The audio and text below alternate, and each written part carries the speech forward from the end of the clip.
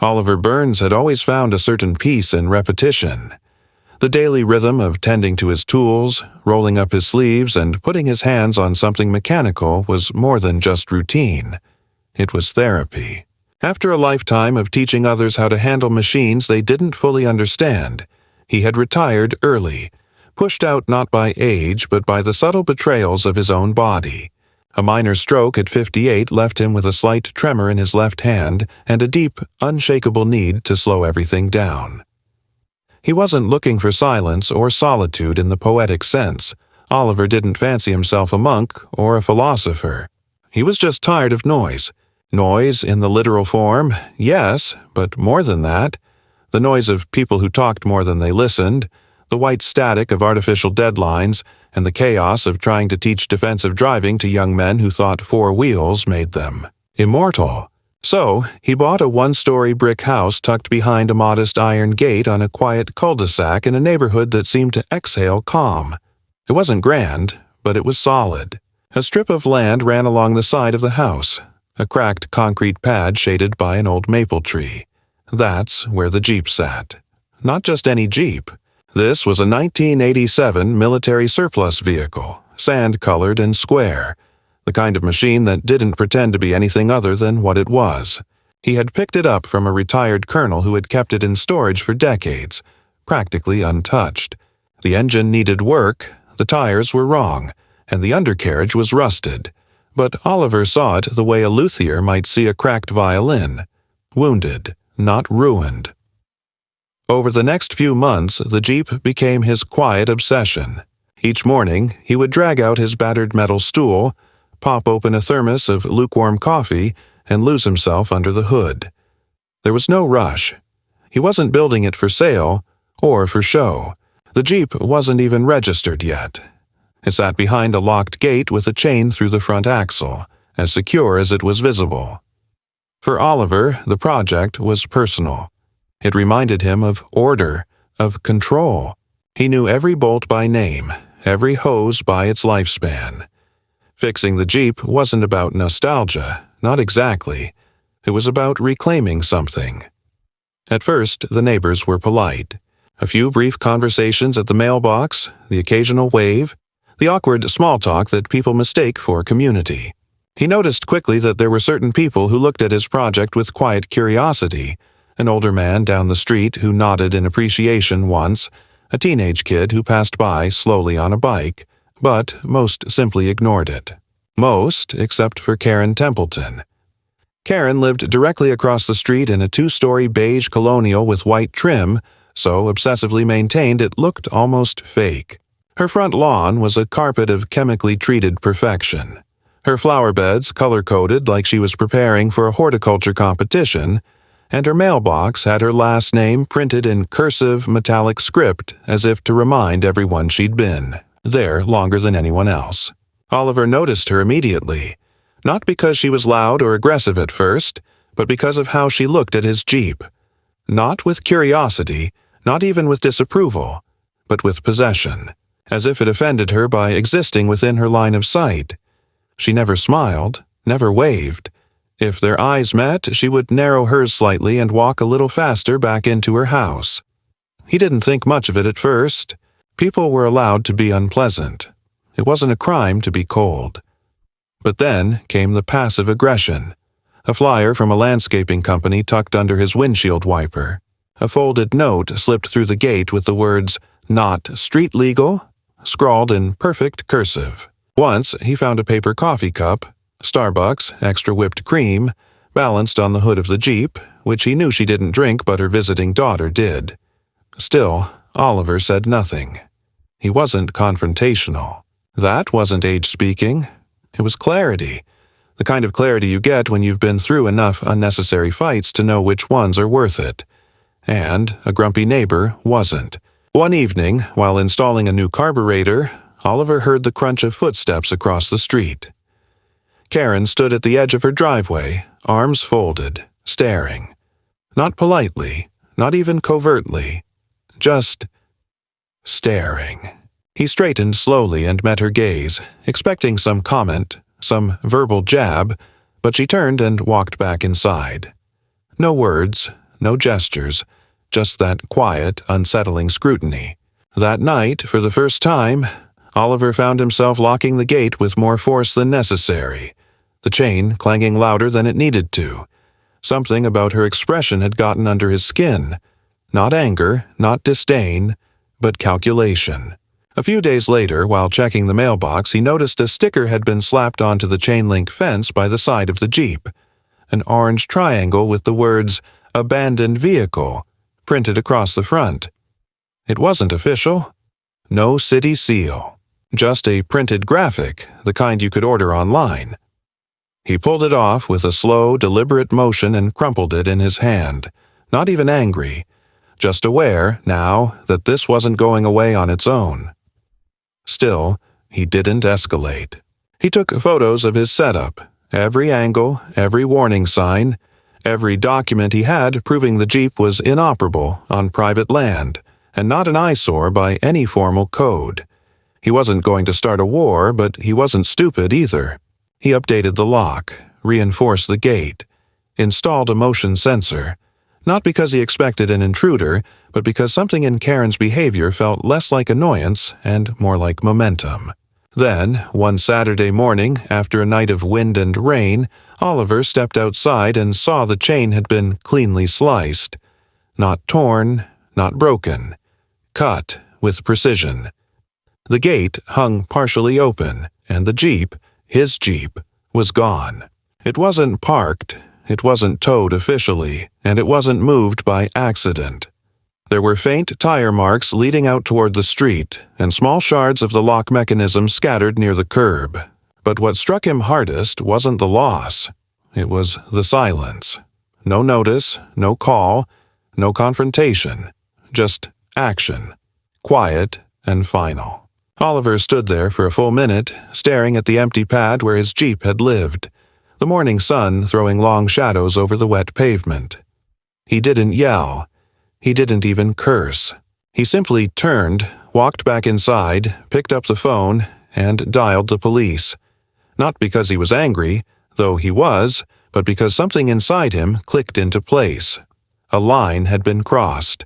Not scratched, not threatened. Crossed, completely and unapologetically. And Oliver Burns didn't let that go unanswered.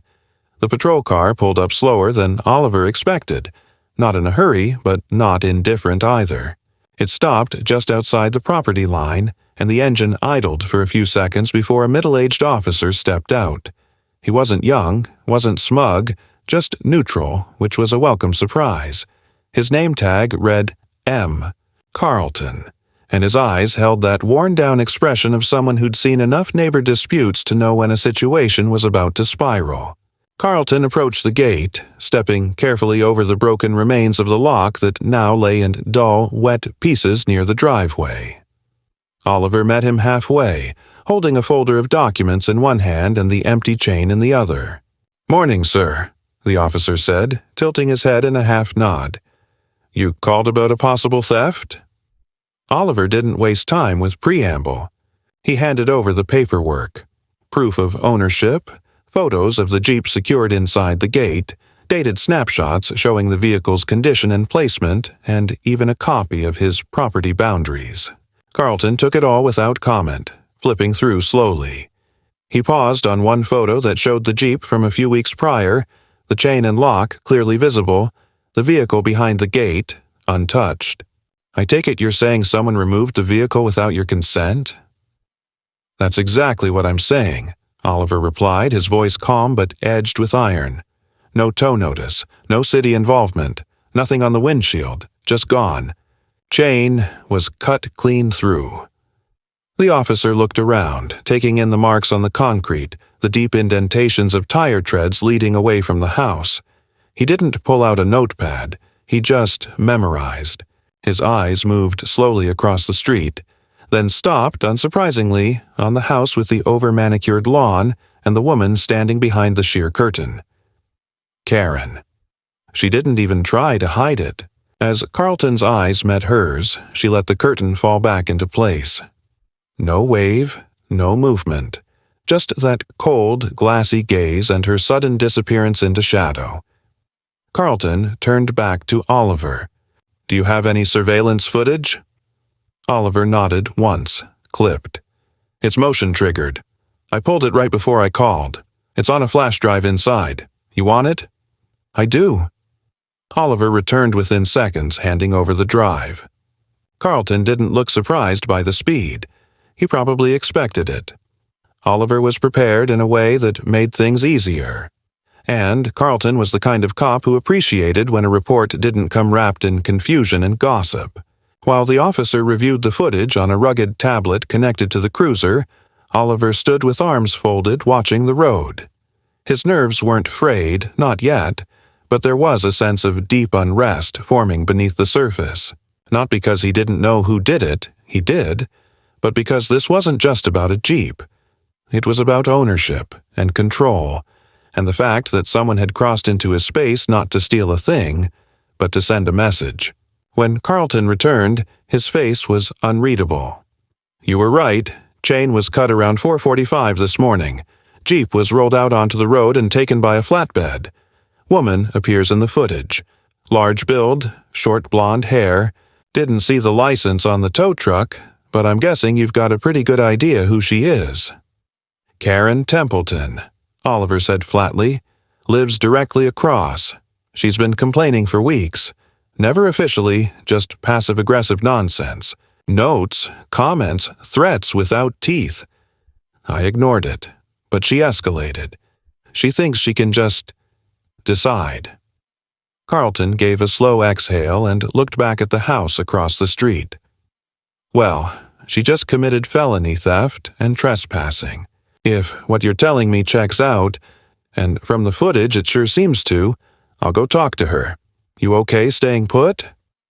Oliver nodded, his jaw tightening. "I'm not the one who needs talking to." The officer crossed the street, walking at a measured pace. Not slow, not fast, just steady. The knock on the door was firm but not aggressive. Oliver watched from the gate, not because he wanted to gloat, but because he needed to see her face. When Karen answered, she looked startled, not shocked, but unsettled. Carlton introduced himself, asked if she had any knowledge of a vehicle being removed from the property across the street. She began speaking with exaggerated hand motions, dramatic expressions, the kind of overdone behavior that screams, "I'm lying," without actually admitting it. She pointed at Oliver's property several times, nodded vigorously, and produced a slip of paper that looked like a flyer or some kind of notice. Oliver couldn't hear the words, but he didn't need to. He recognized the tactic. Bury the officer in detail. Feign concern. Act like it was a public safety issue. Say things like abandoned, unsecured, and health hazard. He saw her lips form those exact phrases. But Carlton was unmoved. He took the paper, glanced at it, then calmly handed it back. A few moments later, he stepped slightly to the side, turned his radio on, and said something into the mic. Karen's arms dropped. Her shoulders stiffened. Her body language changed. And when Carlton stepped forward and gestured toward the doorframe, she hesitated, just for a beat, but then turned and slowly walked back inside. 2 minutes later, she was back at the door, holding a jacket in her hand, red in the face and still arguing as she stepped out. Carlton didn't raise his voice. He didn't touch her. He simply gestured again. And then she stopped. The cuffs clicked quietly. No resistance. Just red cheeks and sputtering outrage as Karen Templeton, queen of the cul-de-sac, was escorted down her own front walk and into the back of the patrol car. Oliver didn't cheer. He didn't smile. He simply stood still and watched as Carlton gently lowered her head to avoid bumping the doorframe, then closed the door behind her. The patrol car backed out slowly, tires crunching on loose gravel, and turned toward the main road. Karen didn't look out the window. She just sat there, pale and livid, like someone who had just realized too late that her version of justice wasn't real. Later that day, Carlton returned to Oliver's gate and handed him a slip with the case number.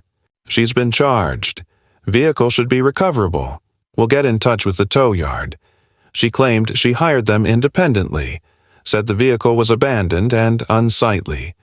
No legal basis. It's going to be a process, but you'll get it back. She'll face consequences. Oliver nodded, gripping the paper without looking at it. She needs to. This can't just be a warning. People like that don't stop unless they hit a wall. Carlton gave him a look, one that suggested agreement and perhaps some weariness from too many similar incidents. That's why we're here. I'll keep you posted. And then he left, as quietly as he'd come. Oliver walked back inside and sat down at the kitchen table, the late afternoon sun warming the floor tiles under his feet. The house was silent, but not peaceful.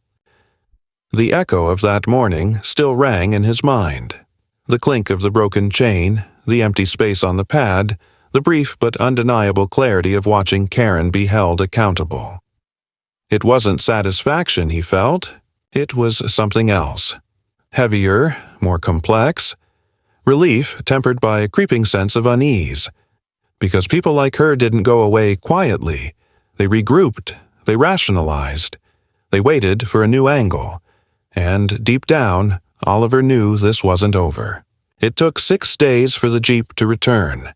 6 days of calls, paperwork, storage verification, transfer authorizations, and multiple visits to the local impound yard. Oliver remained patient, not because he wasn't frustrated, he was, but because he knew anger would only slow things down. The vehicle was intact. No damage, no tampering beyond the original unauthorized removal.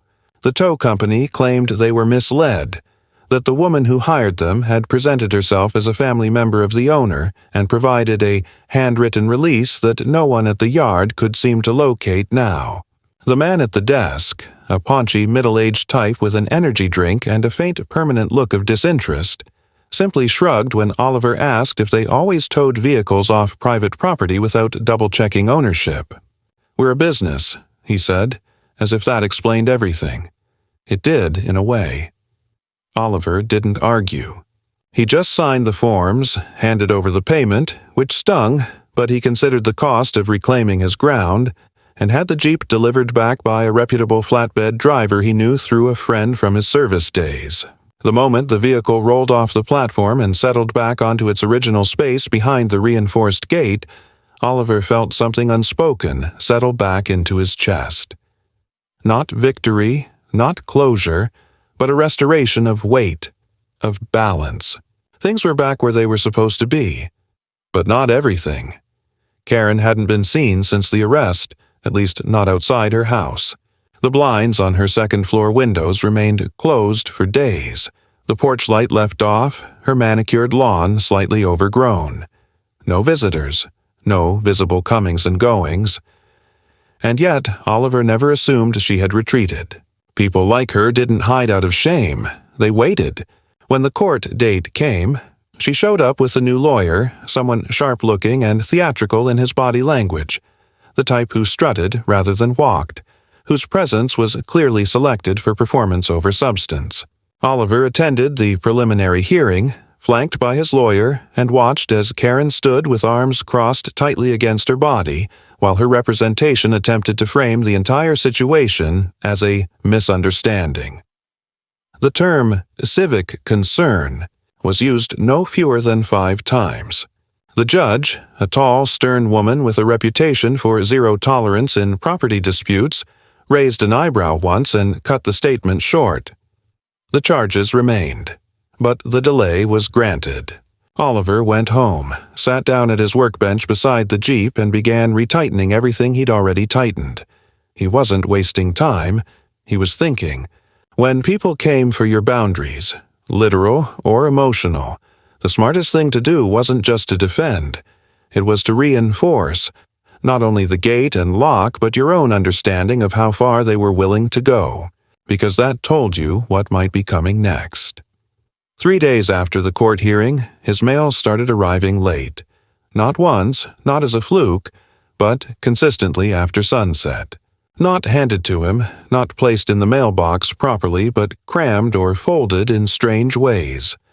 Flyers, bills, even official-looking envelopes were slightly damp or wrinkled as if they'd been briefly left in water. One morning, he found a credit card application in his name addressed incorrectly, his street spelled with an extra letter, the zip code off by 1 digit. It was subtle, almost nothing, but it wasn't nothing. Then came the trash. Not garbage bags, not vandalism, just oddly sorted items. A greasy paper bag from a fast food place he didn't frequent, tucked into his recycling bin. A shattered piece of ceramic that didn't belong to anything in his house, sitting carefully on top of his compost lid. And one morning, a used napkin, lipstick marks still visible, was wedged into the crevice between his driver's side mirror and the door frame. It wasn't chaotic. It was precise, as if someone was playing a psychological game, trying to suggest access, presence, capability, trying to say, I can still get in if I want. Oliver began documenting everything, not for drama, not for court, but for pattern. He took photos, kept a digital log, time-stamped every anomaly. He didn't speculate aloud. He didn't call the police, not yet. What he did do was upgrade. A new lock, more discreet but harder to cut. New cameras, smaller, with overlapping fields of view. He even spoke with the utility company to audit his account, found nothing unusual, but had the peace of knowing his records were clean. And he reached out to his lawyer again, who referred him to a civil investigator. Not a private eye in the Hollywood sense, but a quiet man who specialized in neighborhood disputes and knew what signs to watch for when someone was trying to push legal boundaries without leaving fingerprints. The investigator didn't come in with flair. He visited once, took quiet notes, reviewed Oliver's logs, and nodded a lot. He asked simple questions. Who might have reason to intimidate him? What history of conflict existed? Had anyone else noticed strange behavior? Oliver mentioned Karen's arrest, her behavior before, and now this strange string of minor violations. The man left without promising results, only saying, People like this don't always escalate all at once. But if she's trying to provoke you into a misstep, you're doing exactly what you should. Don't give her one. That was the part that stung a little, because there were moments, quiet ones when Oliver sat alone with his morning coffee or adjusted something under the Jeep, that he did want to misstep. Not with violence, but with confrontation. He wanted to walk across the street, knock once, and ask her what exactly she thought she was doing. Not as a threat, just to see if she'd lie to his face the way she lied in court. But he didn't, because there was no satisfaction in that, only risk. One morning, while walking the perimeter of his yard, he noticed something new. A narrow, almost invisible crack had formed near the side of the house, just under the basement window. It wasn't from age or weather. It looked stressed, like something had been pried. When he bent down, he found a faint scuff mark on the glass, like the edge of a tool had brushed against it. No break-in, no actual damage. But someone had tested it. That afternoon, he had bars installed over the lower windows. Not prison-like, but clean and painted to match the trim. A neighbor watched from their porch but said nothing. The next day, as if to acknowledge the effort, a single envelope appeared inside his mailbox. No stamp, no address, just a folded sheet of paper with the words, "We notice everything." No signature, no context. The handwriting was unfamiliar, blocky, written with what looked like a thick marker, but the tone was clear. It wasn't a joke. It was a message. Oliver took the letter to his lawyer. Then he handed a scanned copy to the investigator. Both agreed this was a form of soft stalking, nothing prosecutable yet, but deeply concerning. They suggested filing a protective order, not because it would physically stop someone, but because it would establish a legal framework around Karen's proximity to his property and any further contact. That, in turn, would make any additional behavior easier to prosecute. Oliver agreed. It wasn't fear, it was strategy. By the end of that week, the paperwork was filed, and Karen was formally served. According to the deputy who delivered it, she didn't argue, just took the folder, shut the door, and said nothing. But later that night, Oliver's floodlight triggered just after 2 a.m. When he reviewed the footage, he saw a figure, broad, hunched, moving with speed, duck around the back edge of his property and disappear into the woods behind the fence. Too far to identify, too fast to follow. Oliver didn't sleep much that night, not because he was afraid, because he was now absolutely certain. This wasn't about a Jeep anymore. This was about control, and she had just realized he wasn't going to give her any. 2 weeks passed without incident, at least on the surface. The cameras didn't pick up any more prowlers. The mailbox stayed clean. No strange notes, no forced scuff marks on windows. Karen's house remained silent. Curtains drawn, porch light off, yard beginning to slip just as slightly from its usual sterile perfection. It wasn't overgrown, but it had lost its sharp edges. The roses weren't trimmed. The grass had a few tufts along the walkway. It wasn't neglect. It was a shift in focus, the kind of subtle decline that suggested someone had taken their obsession and redirected it elsewhere. Oliver noticed these things not because he was looking for weakness, but because he had developed the habit of observing the world in fine detail. Years of mechanical work had trained him to spot tiny changes, barely perceptible shifts that preceded failure or transformation. Karen was no longer maintaining her image. She was planning something. The protective order was holding, at least technically. She hadn't crossed the boundary. There had been no more attempts to physically engage, no sudden appearances at his gate, no shouting across the street. But the air was still heavy with tension, like the kind before a summer storm, the kind that dries out your mouth and makes the birds go quiet. Oliver didn't relax. He moved through his days with deliberate focus, repairing, cataloging, reinforcing. He added an additional layer of gravel along the rear of the property, just enough to create sound underfoot. A motion sensor floodlight went up behind the workshop, hidden behind a trellis. He calibrated his routines to minimize vulnerability. No idle time, no evening lapses. Not paranoia. Precision. Then came the knock on the door. It was late afternoon, bright outside, and Oliver almost didn't hear it. He wasn't expecting anyone. When he opened the door, there was a man in a blue shirt and khakis holding a leather folio. Early 40s, clean cut, the kind of face that fit in anywhere and meant nothing. He introduced himself as Ethan Langford, a representative from the county property board.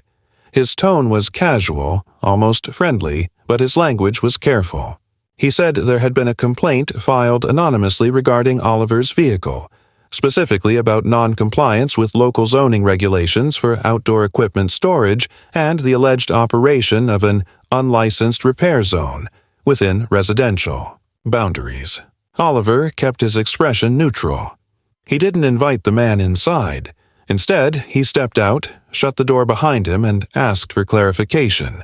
Langford opened the folio, produced a slim packet, and pointed to a highlighted section of local code, one rarely enforced, buried beneath dozens of broader categories concerning the open-air maintenance of industrial vehicles on residential property. The language was vague, clearly outdated, but not technically incorrect. The complaint, Langford explained, suggested that Oliver had been running a mechanical operation out of his garage and adjacent driveway.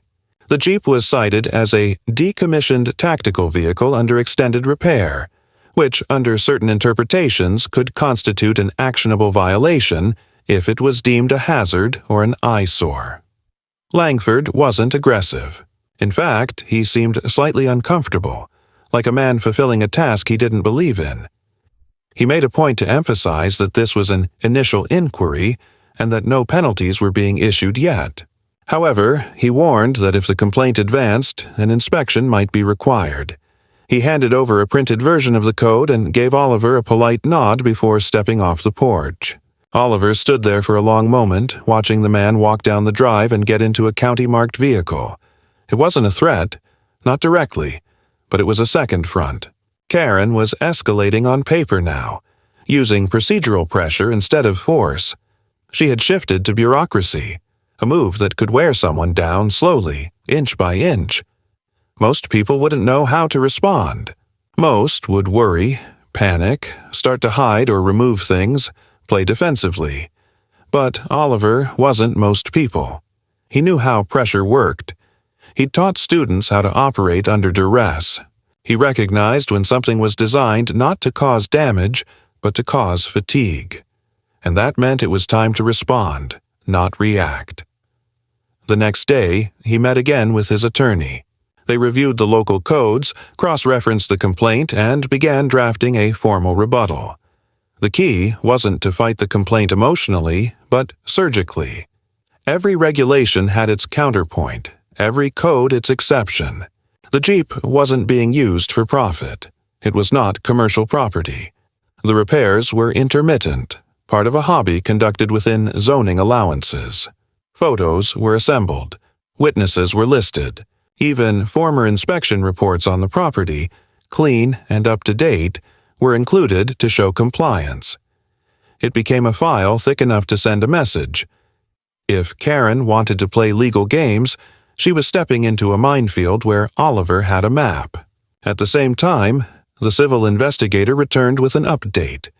He had been monitoring Karen's online activity, not through hacking, but by reviewing public posts, digital footprints, small local platforms often used for community chatter. On one lesser-known neighborhood board, under a generic screen name traced to her IP address, Karen had been posting subtle but pointed complaints, references to men who collect military equipment and neighbors who harbor threats under the guise of patriotism. Nothing overt, just enough to sow suspicion, enough to start a rumor mill. The posts had only a few replies. Most users ignored them. A few agreed half-heartedly. But one stood out. A new screen name that posted supportive comments mirroring her tone, escalating slightly with each exchange. The language used in those comments matched the style of the handwritten note Oliver had found in his mailbox. It was unlikely Karen was acting alone. She had found or created someone to validate her behavior, to give her conflict a chorus. This changed the landscape. It wasn't just her anymore. There was a campaign, however small, and it had direction. That evening, Oliver sat at his desk and looked out over the yard, the Jeep now under a new tarp, locked down, positioned further back from the street. Not hidden, just distanced. Every piece of the situation had moved closer to legal combat, and it struck him, not with fear, but with clarity, that this was no longer about her satisfaction or his Jeep. This was about precedent, about one person's refusal to respect another person's limits, and the creeping social sickness of believing that personal judgment outranks private rights. And for the first time since it began, Oliver wasn't simply defending anymore. He was preparing to counterattack. The rain returned in early October. It came not in dramatic bursts, but in a quiet, persistent rhythm, misting in the mornings, drizzling through the evenings, and coating everything with a thin, unshakable sheen of damp.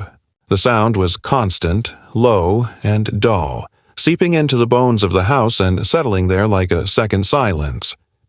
Oliver welcomed it. The rain gave him cover for movement, for watching, for listening. He wasn't paranoid. He was prepared. He had always believed in observation over confrontation, process over panic. It wasn't a code, it was survival, dressed in plain clothes. The Jeep now sat beneath a heavy-duty tarp designed to withstand hail, wind, and years of UV damage. Oliver had moved it further back behind a privacy barrier of his own design, low profile, retractable, and compliant with all local ordinances. It didn't scream defiance. It whispered resilience. From the street, there was nothing visible but the roofline of his garage and the edge of his reinforced tool shed. No debris, no exposed parts, no excuse for complaints. He had cut off every possible angle of attack. Or so he thought. The notice arrived folded in half, tucked inside a standard county envelope with a pre-printed return address. It looked like a utility bill, official but unremarkable. Inside was a formal declaration of intent to inspect the property due to a secondary complaint, this time regarding stormwater runoff and alleged chemical discharge from vehicle fluids. The language was severe, almost hostile. There was no tone of inquiry, only accusation. A paragraph highlighted in yellow cited potential environmental risk factors, claiming that an anonymous report had linked unusual discoloration of a shared storm drain near the curb to suspicious mechanical activity originating from Oliver's address. It was absurd. No fluids had ever touched the street. His workspace was contained, elevated, and dry. He used spill mats, had the proper storage for all oils and cleaners, and had receipts to prove it. But the complaint wasn't about truth. It was about effort. This was Karen's strategy now. Death by bureaucracy, war through attrition. Oliver contacted his lawyer again. The man was patient but growing visibly frustrated. He offered to preemptively coordinate with the inspector and demanded full transparency on the source of the complaint. They both knew it would come back marked anonymous, but it would be cataloged, and that, too, was part of the record they were building. 2 days later, the inspector arrived, young, courteous, and professional. He wore rubber boots and a windbreaker and carried a clipboard in one hand and a small testing kit in the other. Oliver greeted him with the same measured tone he gave everyone who entered his property. Firm, direct, and unmistakably alert. The inspection took 40 minutes. The inspector photographed the storm drain, tested the water, examined the gravel path and runoff channel, and documented every detail of the workspace. He found nothing. No residue, no contamination, no violations.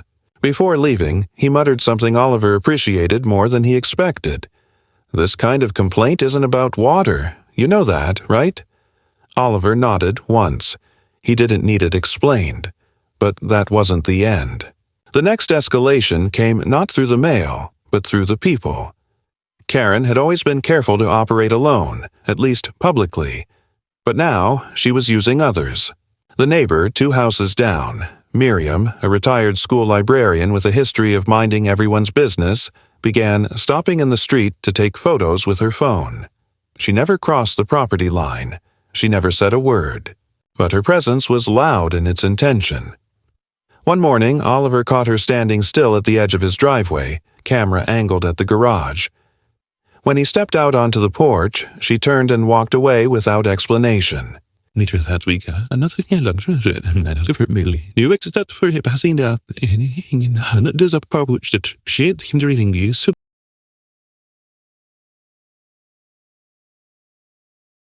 with a limited moment on turn the herb. The man, whose name escaped Oliver, accused him of bringing tension to the neighborhood and said something about Karen just trying to keep things safe for the rest of us. The phrasing was practiced, like something lifted from a badly rehearsed speech. Oliver didn't respond. He simply looked at the man for a long moment, then walked away. There was no point in answering someone else's script. Things continued to shift. Small gestures, unspoken judgments. A slight delay in how the cashier greeted him. A longer pause before his packages were brought to the door. It wasn't isolation. It was erosion. Karen had begun turning the wheel of perception, inch by inch. She had become the whisper in the room, the subtle question mark people carried in their pocket. What's going on with him? Why doesn't he just move the Jeep? Isn't he being a little dramatic? It didn't matter that Oliver hadn't done anything wrong. It didn't matter that he had every legal and moral right to his property, his process, his privacy. What mattered now was perception, and Karen understood perception like a language. She had stopped trying to win on paper. Now she was trying to win in the spaces between people, in the glances, in the hesitation, in the discomfort of not knowing whether someone was a problem. Then came the vandalism. Not overt, not wild, just precise. One evening, after a late hardware run, Oliver returned home to find that someone had placed a large, sealed garbage bag at the base of his mailbox. Not inside it, just beside it, centered perfectly. When he opened the bag, he found a pile of shredded auto manuals, some old, some recent, along with a container of used oil filters, all wrapped tightly in plastic and soaked in some kind of citrus solvent. It wasn't messy. It was surgical. It had been designed to appear as garbage, but not random garbage. This was a message, and it carried weight. He reported it to the sheriff's office. They took the complaint, noted the history, promised to log it. No prints. No cameras had caught the drop. No witnesses. No direct link to Karen. It was the kind of incident that slipped through the cracks of prosecution and settled into the sediment of ongoing tension. But Oliver knew it was her. The precision. The style. The relentless theme of mechanical sabotage delivered through social theater. Still, he didn't move the Jeep. Instead, he returned to the records. He collected every form, every statement, every notice. He organized timelines, copies, photos, recordings, affidavits from the civil inspector and his lawyer. He put it all into a thick folder and handed it over to a new attorney, one who specialized in defamation and civil harassment. He wasn't preparing to defend anymore. He was building a case to retaliate, legally, systematically, and with the full force of documented pattern. Karen hadn't counted on that. People like her rarely did. They mistook silence for weakness, caution for fear, preparation for passivity. She had spent months pushing him, prodding, cornering him in the hope that he would either strike back poorly or collapse under the pressure. But Oliver wasn't wired that way. He wasn't a man who flinched. He was a man who recalibrated. When the letter of intent was drafted and served, complete with threat of civil damages, public injunction, and formal exposure of the full paper trail, Karen finally broke pattern. She stormed out of her house one afternoon, crossed the street without hesitation, and began yelling before she even reached the sidewalk. She accused Oliver of harassment, of fraud, of manipulation. She flailed, shouted, demanded answers to questions no one had asked. She invoked community standards, decency, even the will of the neighborhood.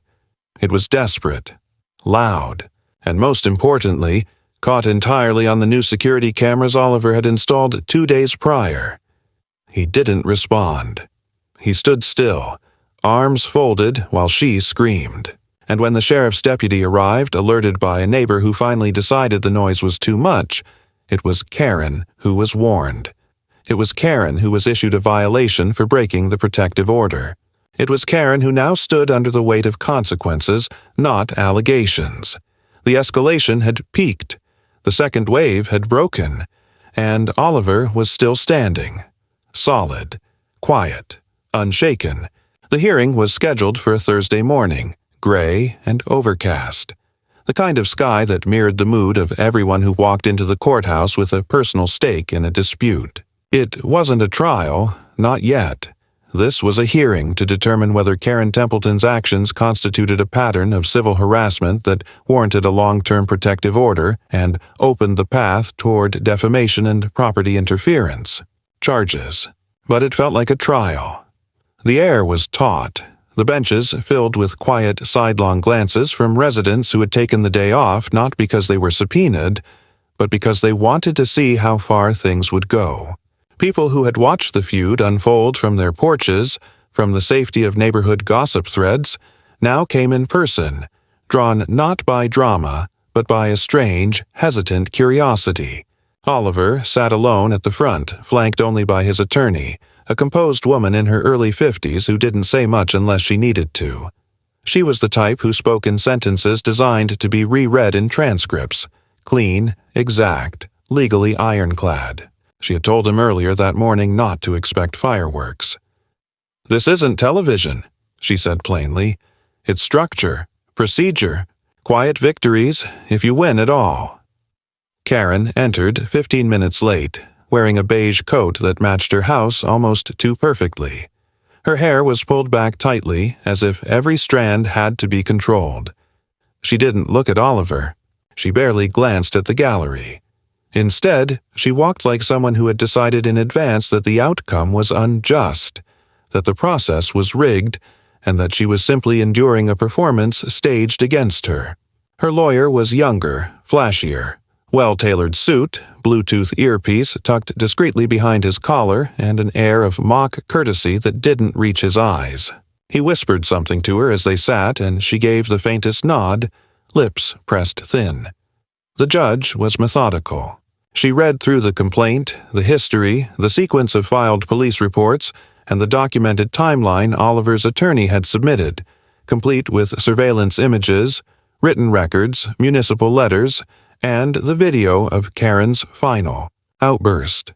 She asked for clarification on one date, requested the original of one document, and never raised her voice. When Karen's attorney began his response, he tried a different tactic, pivoting away from the events themselves and toward Oliver's character. He referred to him as needlessly confrontational, suggested that Mr. Burns may have manufactured tension by overreacting to innocent neighborly concerns, and attempted to reframe the entire narrative as a case of mutual miscommunication exaggerated by private surveillance and misinterpreted gestures. He even tried to question the validity of the protective order, calling it preemptive paranoia.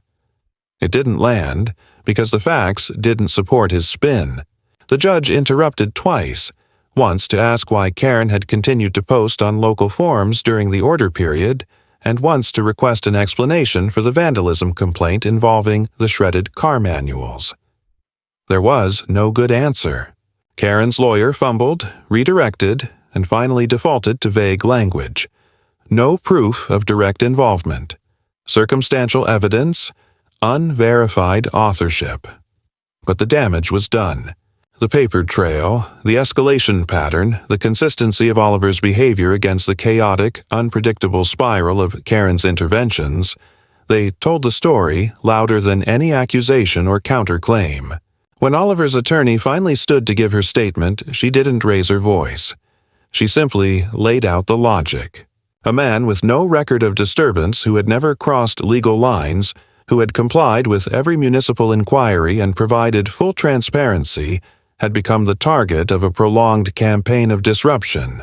Not once, not impulsively, but systematically, through anonymous complaints, property interference, social manipulation, and eventually verbal confrontation. She pointed out the timing of each event, how every legal pushback from Oliver had been met with another round of escalation, and how Karen's behavior fit the exact legal definition of pattern harassment as defined by the state. Then, she sat down. The courtroom was silent. The judge looked at Karen directly for the first time and asked if she had anything to say on her own behalf. Karen's jaw clenched. For a moment it looked like she might speak, something rehearsed, perhaps emotional. But it never came. Her lawyer whispered again, but this time she didn't nod. She just stared ahead, lips sealed, hands trembling slightly in her lap. The ruling came swiftly. The judge granted the long-term protective order. 1 year minimum. During that time, Karen was prohibited from initiating any form of contact with Oliver, directly or indirectly, including through social platforms or third parties. She was not to approach his property, nor make any further complaints regarding his residence or his vehicle without first going through court mediation. Any violation would be grounds for immediate arrest. Furthermore, the judge stated clearly, and for the record, that Karen's behavior constituted a sustained effort to destabilize and publicly diminish the personal agency and legal rights of another private citizen. It wasn't just a restraining order. It was an official censure. The room didn't cheer. No one clapped. It wasn't that kind of moment.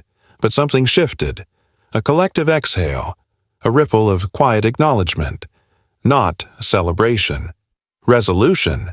When the session ended, Karen left first, pushing through the exit like someone escaping a funeral. Her lawyer followed without looking back. She didn't glance at Oliver. Not once. Oliver stayed seated until the gallery emptied. He wasn't in a hurry. He had waited months for this, and he wasn't about to rush the moment. It wasn't about victory. It wasn't even about relief. It was about finality. The rare kind that arrives not with force, but with stillness. The feeling of something finishing, quietly, completely, undeniably. Outside the courthouse, the sky had cleared, though the clouds still loomed low and heavy. Oliver stepped into the parking lot and felt the weight of the air shift. Not lighter, but less pressing. He took the long way to his truck, passing by a row of cars he didn't recognize, and paused only once, when he saw the unmistakable beige sedan with county plates parked across the lot. Karen was inside, alone, staring through the windshield. Her hands were on the steering wheel, gripping tightly, unmoving. She didn't see him, or maybe she did, but this time she didn't move. And that was enough. By the time the first frost touched the edge of Oliver's lawn, the neighborhood had changed. Not drastically, not visibly at first glance, but in small, perceptible ways that revealed themselves only to those paying attention. The smiles from certain neighbors were a little more genuine, or at the very least, less cautious. Conversations at the mailbox, once brief and laced with subtext, began to stretch again into familiar rhythms. No one brought up the hearing. No one asked about Karen. But there was a quiet shift in posture, an unspoken acknowledgement that the silence surrounding the conflict had lifted, even if no one was quite ready to talk about what had passed. Karen Templeton, for her part, had become a shadow of the force she once projected. She no longer trimmed her hedges to symmetrical perfection, or curated her garden with seasonal zeal. Her porch, once lit with warm lanterns and color-matched wreaths, now sat dark most evenings. The few neighbors who still stopped by didn't stay long. The woman who had once moved through the cul-de-sac with an air of self-declared authority now seemed to shrink from view entirely, reduced to a presence behind drawn curtains and the occasional glimpse of her at the end of the driveway collecting. Her mail, like a prisoner, allowed a moment in the yard.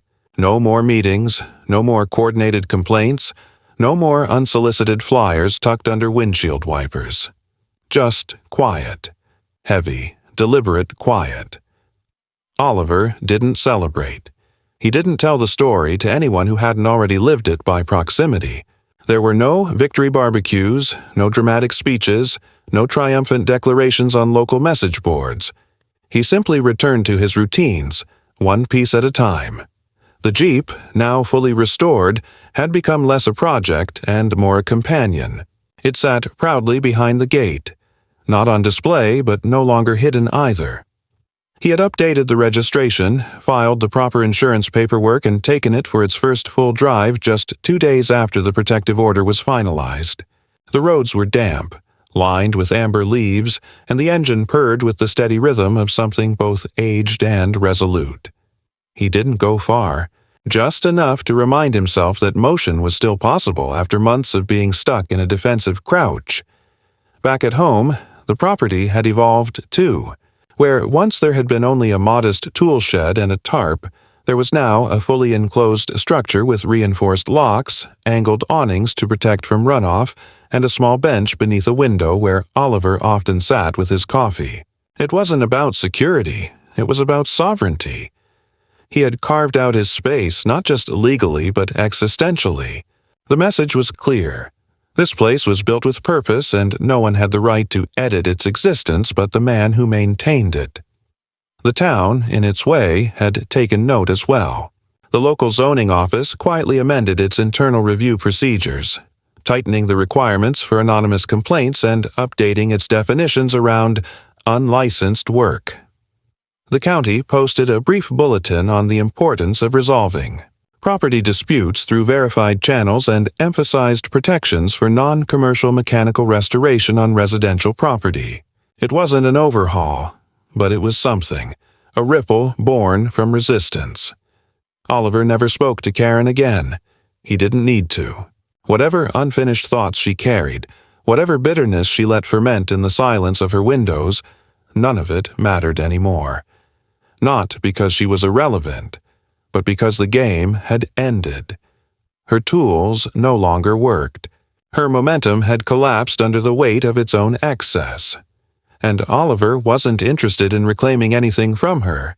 Not apology, not vindication, not explanation. What he had now was better. He had peace that hadn't been given. He had earned it. There were still quiet evenings when he would sit beneath the porch awning and watch the street. Sometimes it was completely still, the houses blank and the air filled only with the hush of distant traffic. Other times he would hear the laughter of children playing 2 doors down, or the dull rumble of a lawnmower pushed a little too late in the day. Ordinary sounds, the kind of sounds that meant something had healed, even if no one ever said so. One morning, as he wiped down the hood of the Jeep, a boy on a bicycle slowed near the curb and stopped. He must have been 9 or 10, shy in the way only kids can be when they sense they're looking at something sacred. He pointed to the vehicle wide-eyed and asked, "Is it real? Like, did it go to war?" Oliver didn't answer right away. He looked at the boy, then at the Jeep, and finally nodded. She's seen enough to know when not to fight. The boy grinned, gave a small salute he probably learned from a cartoon, and rode off. And with that, the last thread of weight that had wrapped itself around Oliver's days seemed to loosen. Not because it was forgotten, but because it was finished. The lines had been drawn. The space was his, and no one, not even the most persistent force of disruption, could take it from him again.